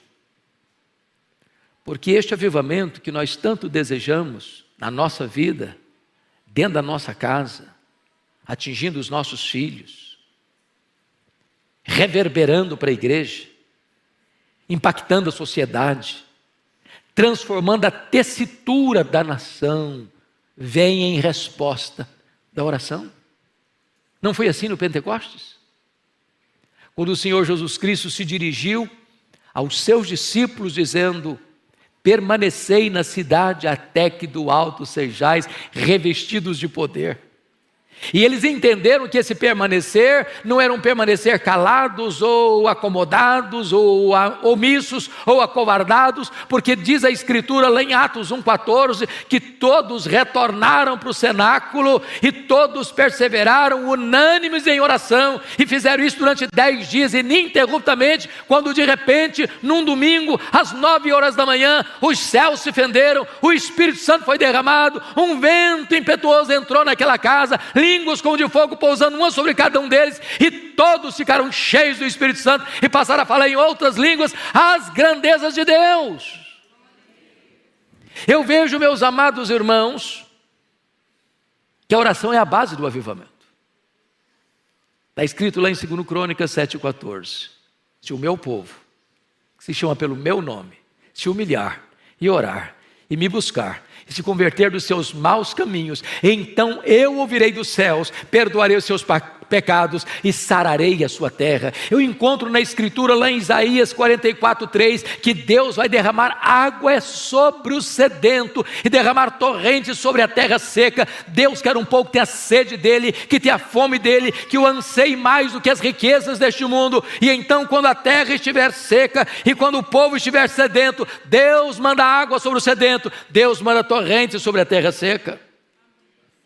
Eu fico olhando a história, e vocês muito conhecem a história de Charles Haddon Spurgeon, o príncipe dos pregadores do século XIX, um homem que enfrenta o liberalismo teológico que estava devastando a igreja, que permaneceu firme, fiel, pregando o evangelho com grande graça e poder na cidade de Londres, recebendo milhares e milhares de pessoas todos os domingos para ouvir o evangelho. E alguém um dia perguntou ao Spurgeon qual o segredo do crescimento desta igreja e do impacto que esta igreja tem em Londres, na Inglaterra e no mundo. E ele respondeu: é que esta igreja tem uma usina de poder. E perguntaram: o que significa isso, uma usina de poder? Ele respondeu: esta igreja tem uma reunião de oração toda segunda-feira, onde centenas, onde milhares de pessoas vêm para buscar a face de Deus. E tem mais, debaixo do púlpito, onde estava o púlpito, havia uma sala, e ali tinham os irmãos que, enquanto ele pregava, os irmãos oravam, e quando ele sentia que precisava mais de poder, ele batia o pé no assoalho, e isso soava lá embaixo, e eles fortaleciam ainda mais o clamor aos céus. E desta maneira ele entendia que não há poder na palavra, a não ser que haja um povo comprometido com oração, porque não há púlpito com poder, com bancos vazios de oração. Amados irmãos, eu olho para a história e vejo o que aconteceu nos Estados Unidos em 1857. Acho que vocês bem sabem da história do colapso financeiro que atingiu a América no ano de 1850. Naquela época, os bancos faliram, as estradas de ferro que transportavam seus produtos por país afora entraram em colapso. O desemprego era galopante, a economia estava em frangalhos, e então é nessa situação de grande crise financeira e econômica que um missionário urbano, Jeremias Lampier, no dia 1º de julho de 1857, assume o posto de um missionário urbano.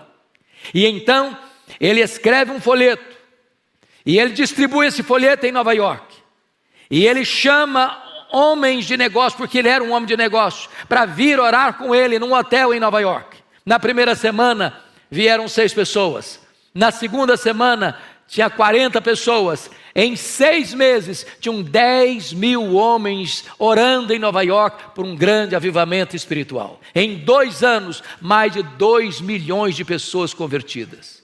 Fruto desse avivamento, um jovem de 26 anos, que estudou no seminário de Princeton, ouvindo Charles Hodge pregar um sermão de missiologia, ele me diz: meu Deus, eu quero ir para o Brasil.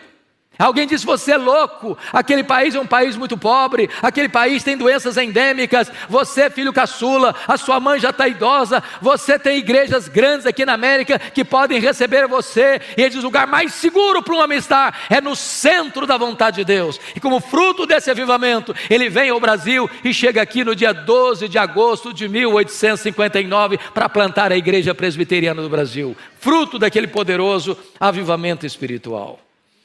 Amados, o texto é claro: muito pode, por sua eficácia, a súplica do justo. E eu queria aqui trazer apenas 5 aplicações do que significa isso. Primeiro, Deus liberta filhos cativos por meio da oração. Nós estamos aqui porque mães têm se levantado para colocar diante de Deus os seus filhos. E quantos filhos foram alcançados pela graça?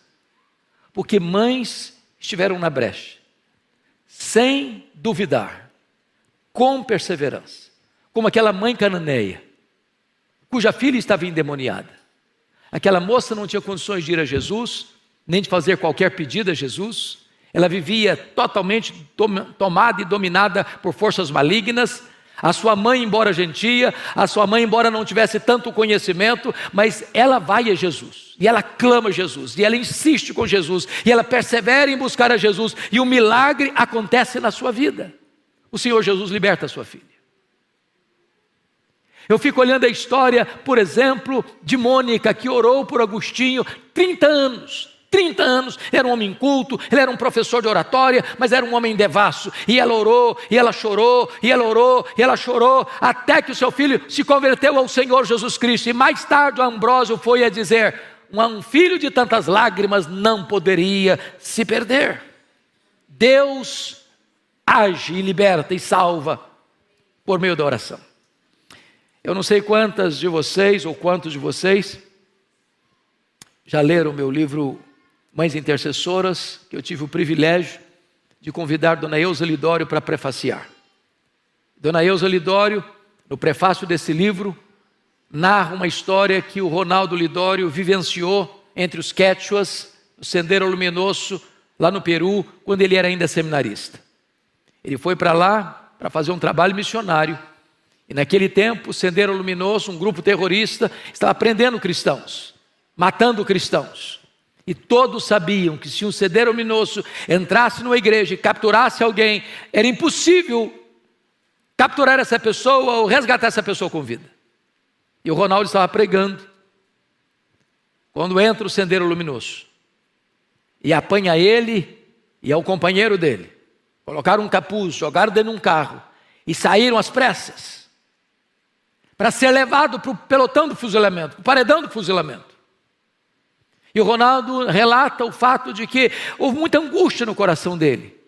E naquele período em que ele estava sendo levado, e sabendo para onde ele estava sendo levado e qual seria o seu destino, ele disse: meu Deus, eu não estou em paz. Então, se o Senhor quer que eu morra, o Senhor me dê paz. Mas se o Senhor me der vida, eu quero consagrar mesmo a minha vida para dedicar toda a minha história para a pregação do Evangelho. Mas curiosamente, naquela noite, a sua mãe, que estava aqui no Brasil, foi despertada, inquietada, angústia na alma, e ela levantou da sua cama e andava de um lado para o outro, diz: meu Deus, eu não sei o que está acontecendo com meu filho, eu não sei o que está ocorrendo com ele, mas eu estou com o coração aflito. Então, Senhor, onde ele estiver, como ele estiver, manda os teus anjos, envia o teu socorro, traz o teu livramento. E o Ronaldo disse que quando ele estava sendo levado, tirado do carro para ir para o paredão, passa um carro com muito barulho e o toma e o enfia dentro do carro e sai correndo com ele. E ele foi liberto de uma maneira extraordinária, porque naquela noite Deus levantou uma mãe aflita, mas intercessora, para colocar-se na brecha em favor do seu filho. Deus responde oração.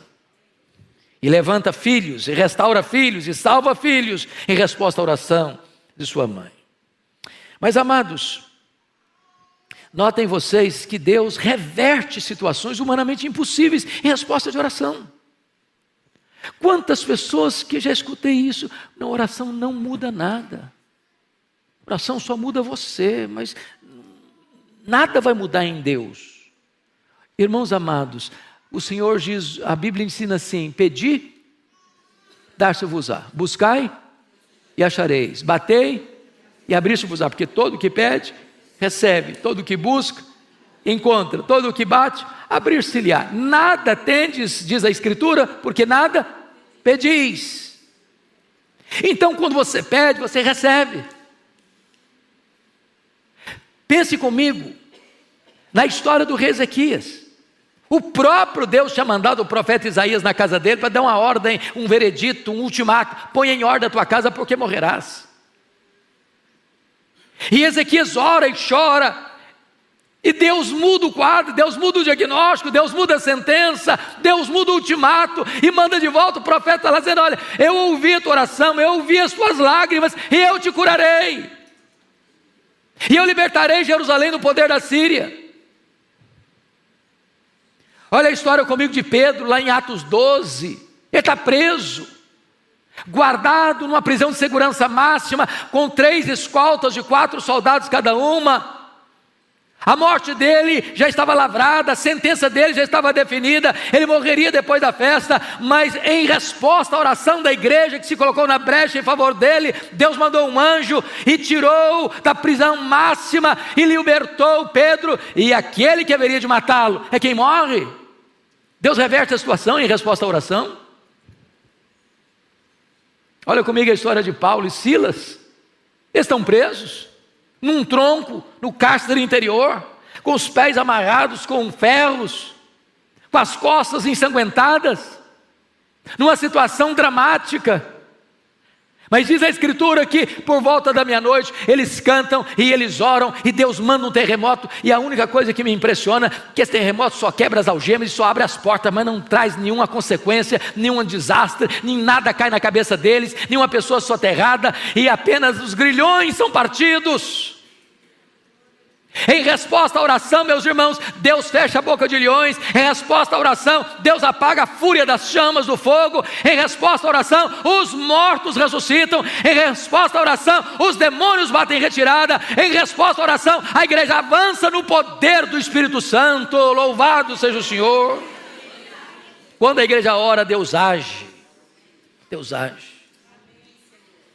E eu gostaria de encorajar você, mãe, a continuar orando. Não abra mão de seus filhos, não abra mão do seu marido, não abra mão da sua esposa, não abra mão dos seus filhos, não abra mão dos seus netos, não abra mão da sua família, não abra mão de ver Deus fazendo maravilhas, maravilhas. Deus pode tirar as escamas dos olhos, Deus pode tirar o tampão dos ouvidos, Deus pode tirar o coração de pedra e dar um coração de carne, Deus pode responder a oração. Sabe por quê? Porque muito pode pela sua eficácia a súplica do justo.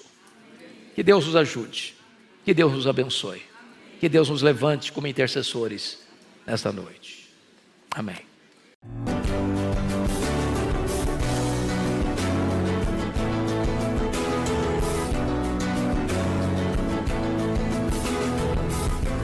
Palavra da Verdade, com Hernandes Dias Lopes.